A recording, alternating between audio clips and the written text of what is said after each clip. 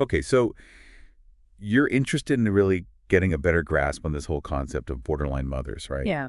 And you gave me some excerpts from Understanding the Borderline Mother, Yeah. this book by Christine Ann Lawson. Yeah. So let's just dive in. Good. This book, it like really explores how having borderline personality disorder, BPD, can really impact a mother's kids, Yeah. and like how that can play out, in their development and their relationships for years to come. Yeah. And what's so interesting about Lawson's approach is that she goes beyond just the clinical descriptions of BPD. Yeah. She brings in these like really vivid analogies and character profiles to help illustrate these complex dynamics.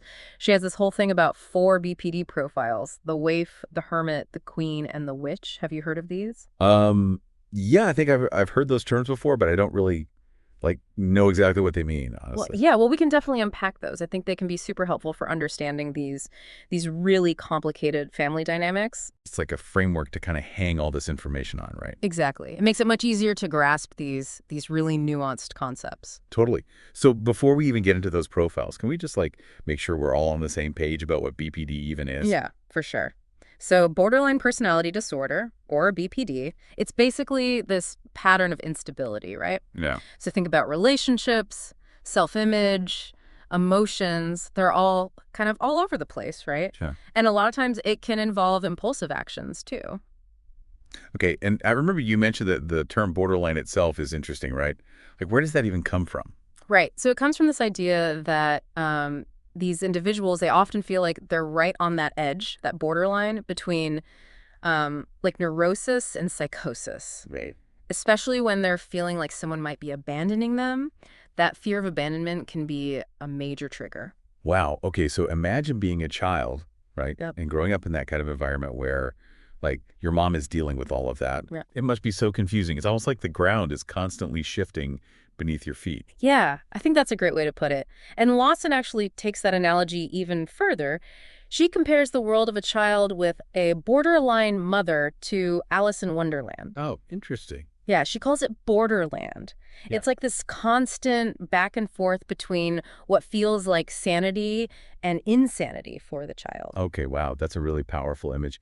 And I think that captures how disorienting it must be, especially when you consider that young children, they don't really understand that adults can, fake their emotions, or behave in ways that don't actually match how they're feeling. Yeah, absolutely. I mean, to a child, their mother is their world, right? Right. So when that world is so unpredictable, inconsistent, it can be really unsettling, for a child, even terrifying sometimes. Yeah, and the book actually shares some pretty intense stories about the long-term impact of this kind of upbringing. Oh, yeah. Christina Crawford, who's Joan Crawford's daughter, Mhm. she wrote in her autobiography that her mother was like this, quote-unquote, queen of chaos, always at the center of some storm that she herself created. That's so powerful, that quote. I think it perfectly captures what it's like to be, caught in that whirlwind of someone else's emotional turmoil. Yeah. And Crawford's story, it really highlights how deeply a borderline mother can affect her kids, even into adulthood. Okay, so let's break down some of these impacts. What are the specific ways that this plays out for kids growing up with the borderline mother? Sure.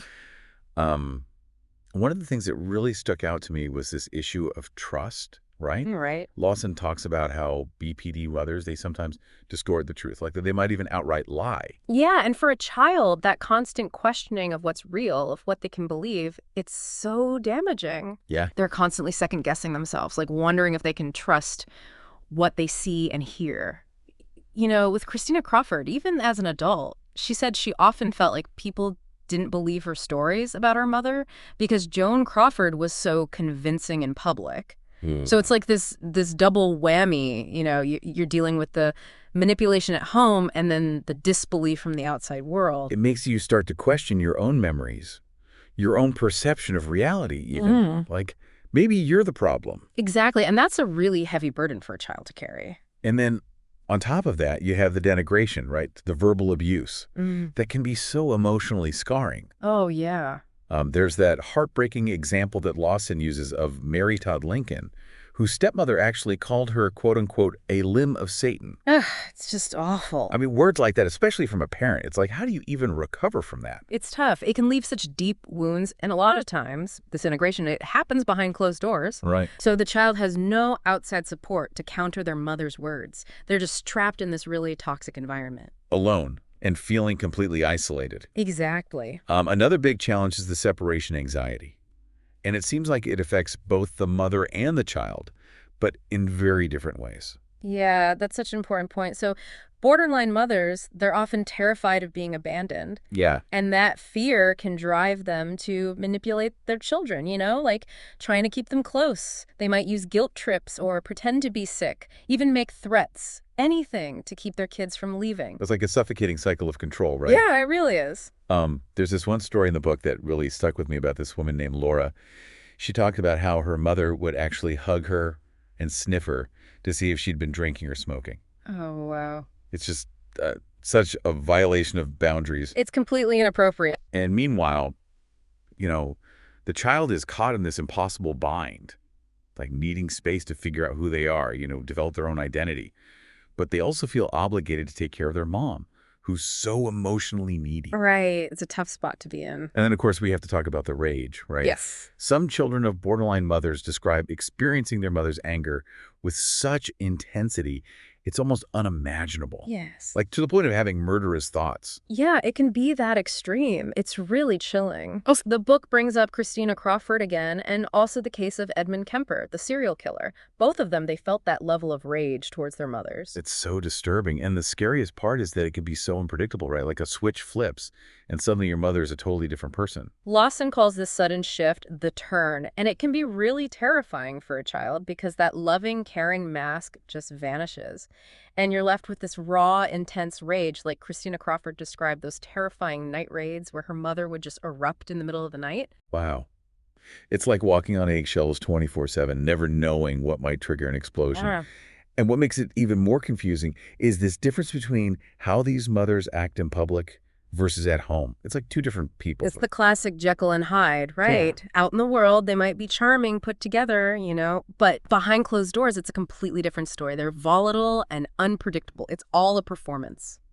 Crawford actually said that when she saw her mother putting on that public persona, she just wanted to, quote, scream that it was all a fake. Wow. Imagine how invalidating that must feel. It's like your whole reality is being denied. Yeah, and for a child who's still trying to make sense of the world, that can be incredibly damaging. It's a recipe for like major insecurity and self-doubt. For sure. Another issue that Lawson talks about is this tendency for BPD mothers to invalidate their children's feelings. Yes.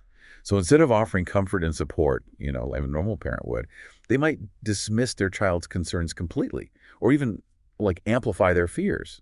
It's almost like they can't regulate their own emotions, so they end up projecting them onto their children in these really distorted ways. Yeah, that makes sense. So let's say a kid is, worried about failing a test at school. Okay.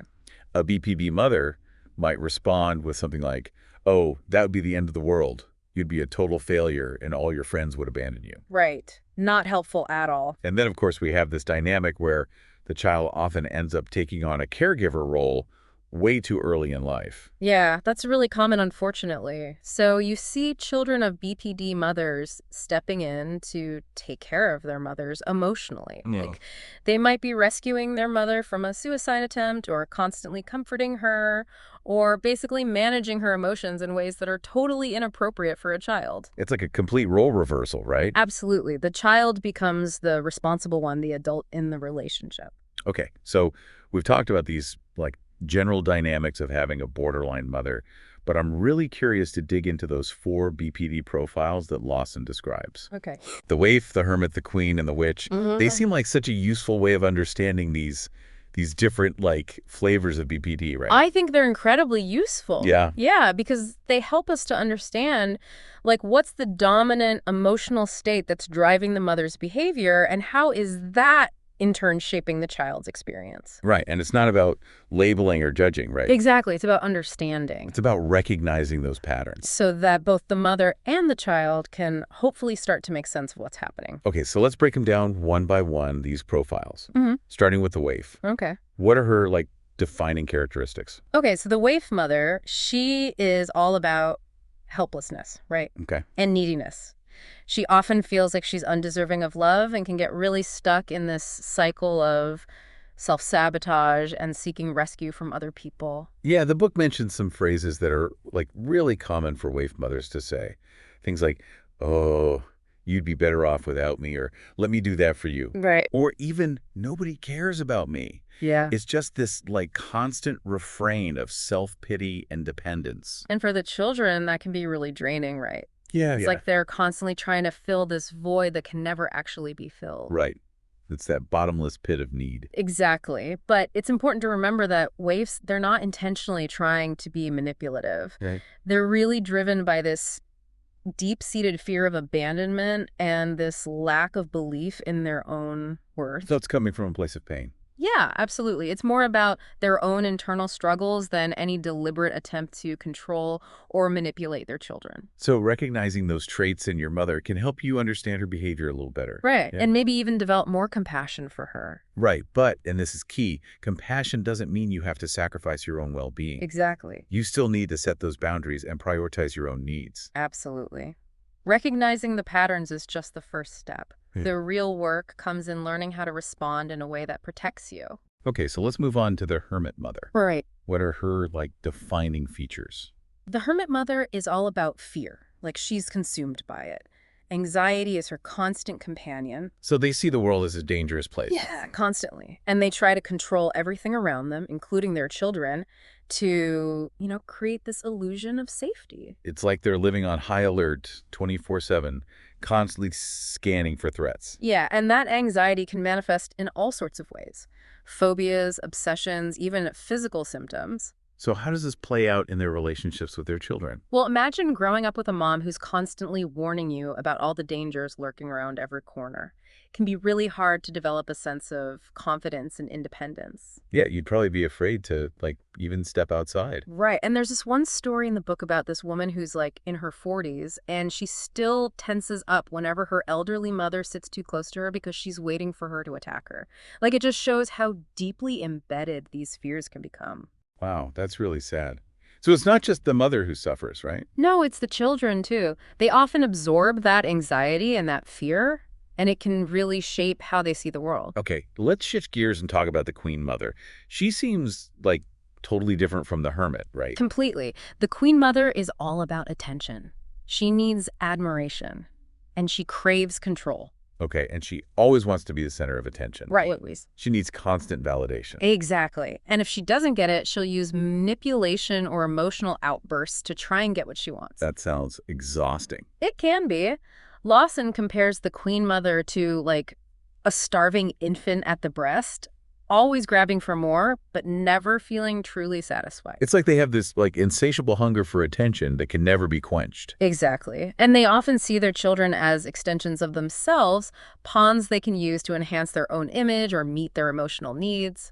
There's this, like, crazy story in the book about a queen mother who deliberately stopped taking her insulin the week before her daughter's wedding just to get attention. Wow.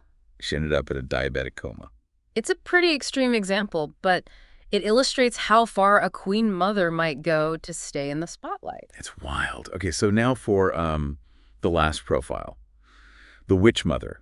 This one, I have to say, is probably the most disturbing. Yeah, it's definitely the most intense. So what are we dealing with here? So the witch mother, she's fueled by rage, right? Okay. And self-hatred, and this deep need to dominate and control everyone around her. She lashes out at her kids a lot, especially the ones she kind of designates as the no-good child. Oh, wow. She projects all of her negative feelings onto them. It sounds like a really toxic dynamic. It's incredibly damaging. One woman in the book, her name is Lynn, she describes feeling like a prisoner in her own home, Oh, gosh. always bracing for her mother's next attack. She says, "I don't have a mother, I have a parole officer." That's really powerful. And it really speaks to how controlling and abusive this relationship can be. And that rage, it can manifest in so many ways, both verbally and physically. It's important to remember that, like, not all witch mothers are physically abusive, right? Right, not all of them. But even without physical violence, the emotional abuse can be absolutely devastating. It can be relentless. The constant criticism, the manipulation, the erosion of the child's self-esteem. It's a lot to process.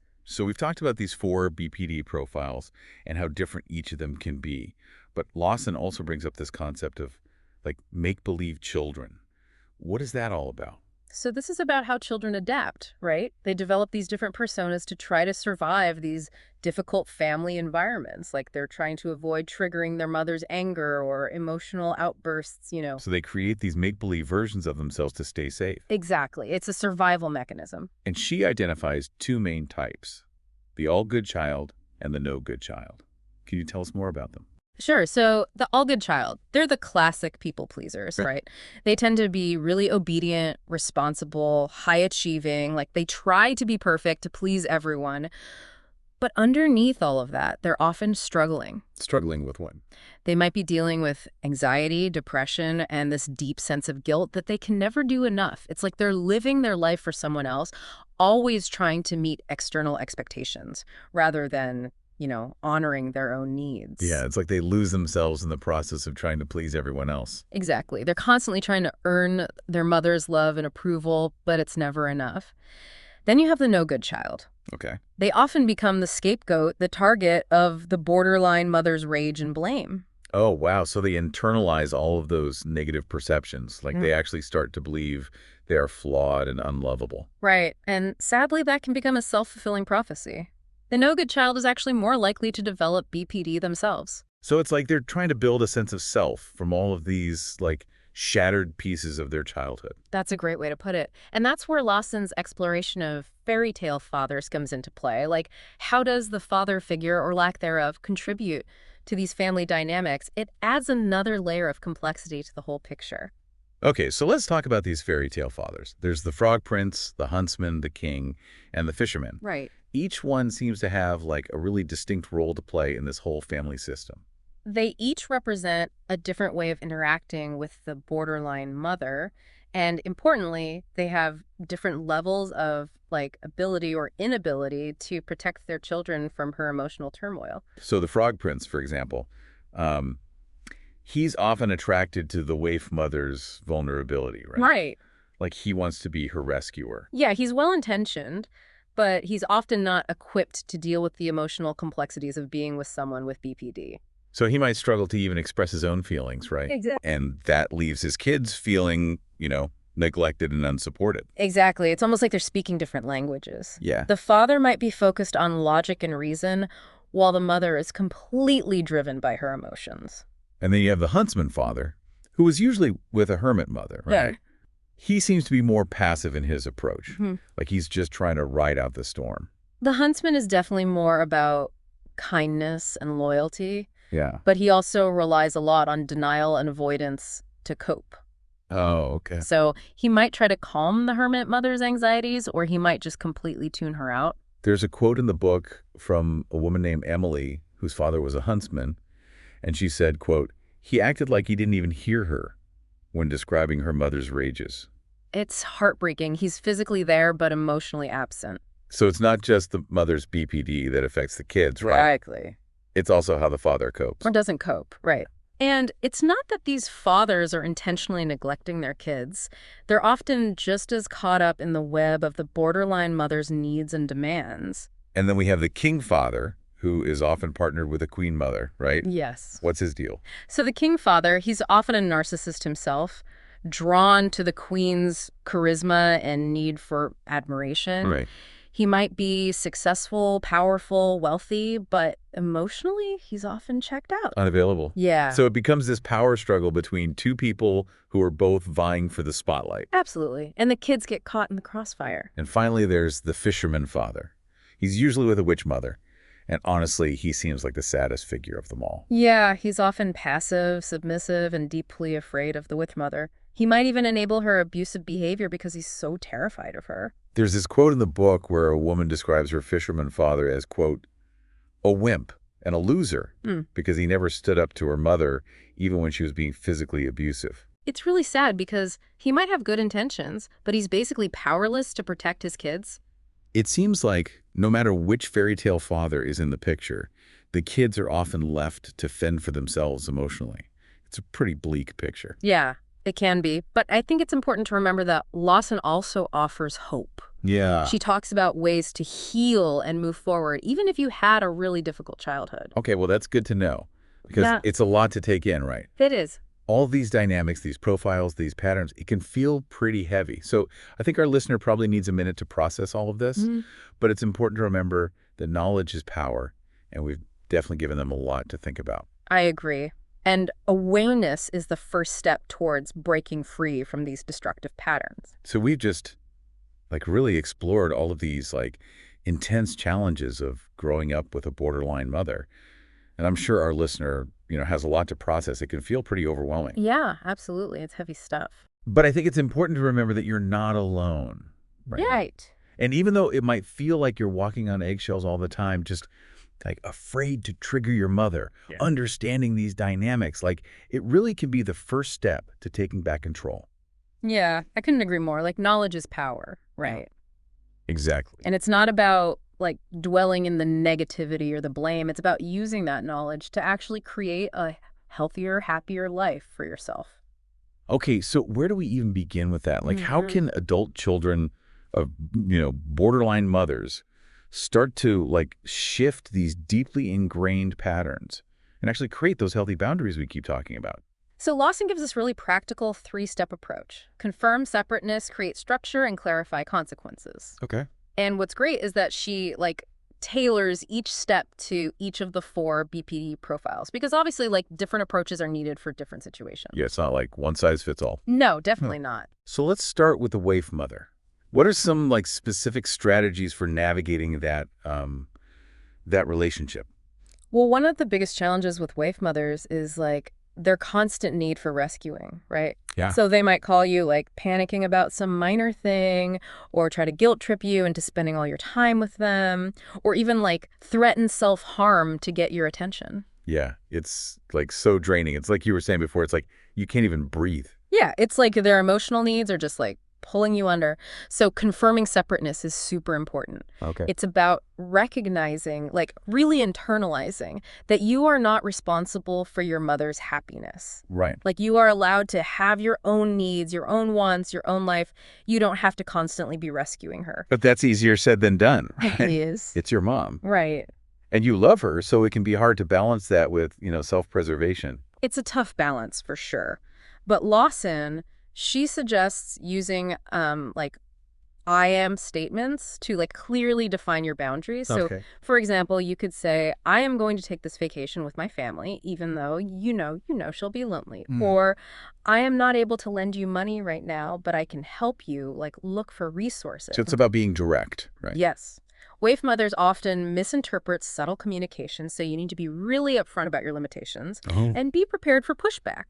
They might get angry or withdraw or try to guilt trip you even harder when you set those boundaries. So you just got to stay strong. Exactly. It's not easy, but it's necessary. And then there's the creating structure part. Yeah. Can you tell us a little more about that? Yeah. So creating structure is about establishing routines and expectations that are predictable. Okay. So you're not always on edge waiting for that next emotional wave to crash over you. So if your mom has a habit of calling late at night when she's feeling anxious, you might set a rule I'm not answering the phone after a certain time. Exactly. Or if she's always asking for money, maybe you establish a clear budget, this is how much I can contribute each month.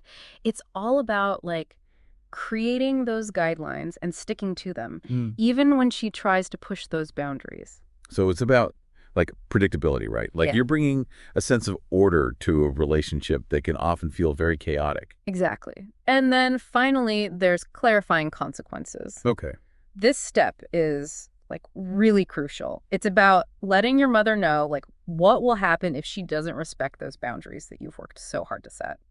So if she keeps calling after you said don't call after this time, you just say Mom, I love you, but I'm hanging up now. I need to get some sleep. Yeah. Or if she keeps asking for money after you've set that budget, you say, I'm not able to give you any more money right now. Let's talk about this again next month. So it's not about punishing her.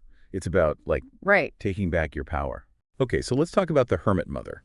How do you deal with that constant fear and anxiety? So with a hermit mother, you really have to remember that her fears are very real to her. Yeah. Even if they seem irrational or exaggerated to you, arguing with her or dismissing her anxieties is only going to make things worse. Yeah. So it's about validating her feelings without necessarily agreeing with them. Exactly. You can say something like, I understand that you're feeling scared right now. What can I do to help you feel safer?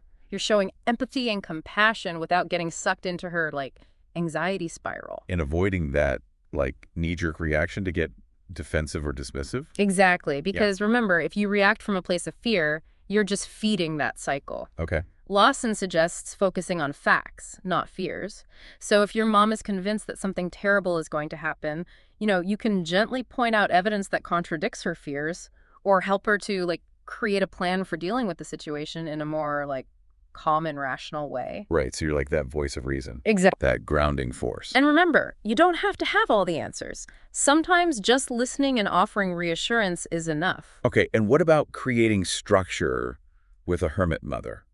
Is it similar to the waif? So the goal is the same, right? Like, you want to create predictability, you want to create stability. But with the hermit, it often comes down to managing their anxiety in social situations. So, for instance, if your mom, like, gets overwhelmed in large crowds, you could suggest smaller, more intimate gatherings. Okay. Or if she's afraid to go out alone, you could offer to accompany her on errands or appointments or whatever. It's about making her feel safe, but not enabling her anxiety. Exactly. And then clarifying consequences, that's similar to the waif mother as well, right? Okay. You're setting those clear boundaries and you're following through the consequences if they're not respected. But with the hermit, it's often about, like, protecting yourself from their anxiety and negativity. So if your mother is calling you, constantly with all these worst case scenarios, you might say, Mom, I'm going to hang up now because I find these conversations really upsetting. Yeah, or if she's constantly criticizing you or trying to control your life, you might say, I'm not going to listen to this anymore. I love you, but I need to make my own choices. It's about setting those limits. Yeah, absolutely. Okay, so let's move on to the queen mother. What are some strategies for navigating that relationship? Because they can be pretty tough, right? Oh, yeah, they can be. So the key with queen mothers is to remember that their behavior, it's not about you. Okay. It's driven by their own insecurities, Right. their need for attention. Right. It's not personal, even though it often feels that way. Yeah. So how do you handle those constant demands for attention and their, like, tendency to manipulate and guilt trip? Well, like with the others, it starts with confirming separateness. Remind yourself that you are not responsible for meeting your mother's emotional needs. Right.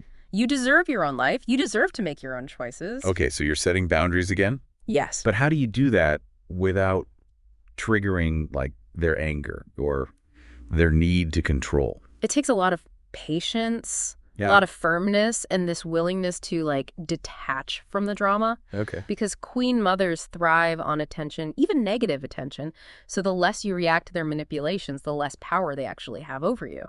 So, like, don't play their game. Don't get sucked into that emotional vortex. Exactly. You can't control their behavior, but you can control how you react. Yeah. And if she starts to, guilt trip you or manipulate you, you can calmly say, I understand that you're upset, but I'm not going to engage in this conversation right now. Yeah, I like that. It's like stepping out of that triangle. You're not the hero. You're not the villain. You're just, like, not playing. I like that analogy. And then creating structure with a queen mother, that's about, like, setting clear expectations. Yeah. Maybe you set specific times for calls or visits, and you stick to those boundaries, even if she tries to push them. So it's about managing the relationship on your own terms. Right. Exactly. And then clarifying consequences.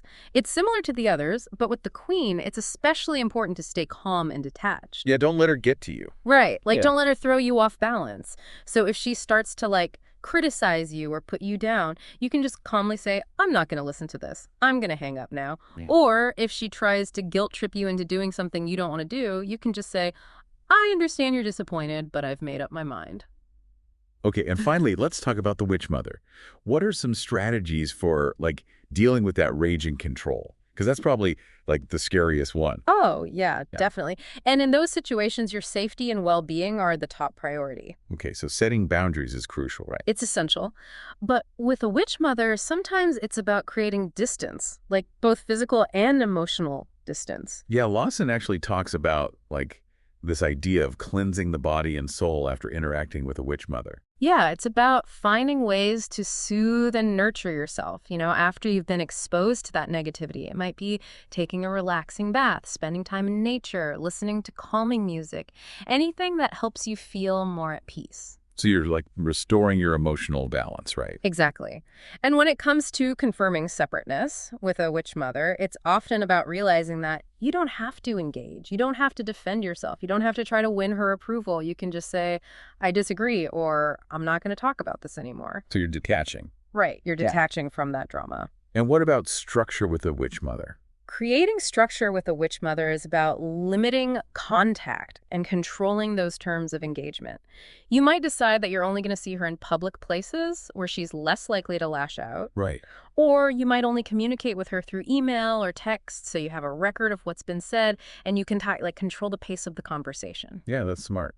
And what about consequences? So clarifying consequences with a witch mother, it's really about those firm boundaries and following through. You might have to end the conversation or remove yourself from the situation or even cut off contact for a while. Wow. That's hard. It's not easy, but you have to prioritize your own safety. It sounds like it takes a lot of courage and strength to break free from those patterns, especially with a witch mother. It does. But you have to remember, you deserve to be treated with respect. And you have the right to protect yourself. I think our listeners probably feeling pretty overwhelmed at this point. Yeah, it's a lot to take in, for sure. But you're not alone in this. There's hope for a brighter future. Remember, you've already taken a huge step toward healing by listening to this. Knowledge is power, right? Absolutely. And in the next part, we'll talk about some of the long-term effects of having a borderline mother. And we'll explore some more strategies for healing and moving forward. So we've really spent a lot of time unpacking all this heavy stuff, about what it's like to have a borderline mother. Yeah. And it's important to acknowledge that these early experiences, they can have lasting effects, on everything. Your relationships, your self-esteem, even your own mental health. It's a lot. Yeah, it really is like a blueprint. Yeah.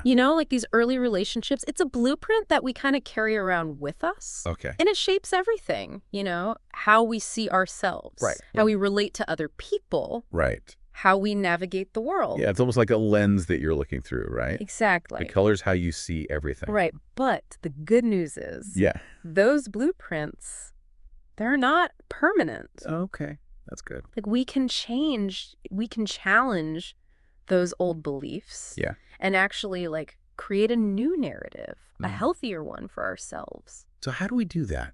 What are some concrete steps that someone can take to start healing from these old wounds and actually move forward? Well, therapy is a really valuable resource. Yeah. A good therapist can provide a safe space, Right. where you can process all those difficult emotions. You can challenge those negative beliefs. Yeah. And you can start to develop healthier coping mechanisms. It's like having someone in your corner. Right? Yeah.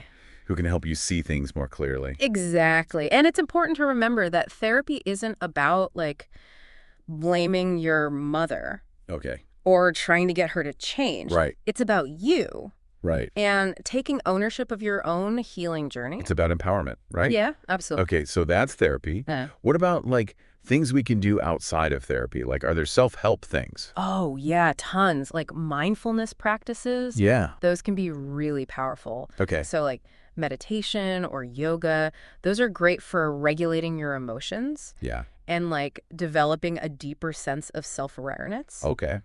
Journaling can also be really helpful, getting all those thoughts and feelings out on paper can help you start to identify those negative thought patterns that are holding you back. It's about creating that space between your thoughts and your feelings and realizing you don't have to be ruled by them. Exactly. It's about taking back control.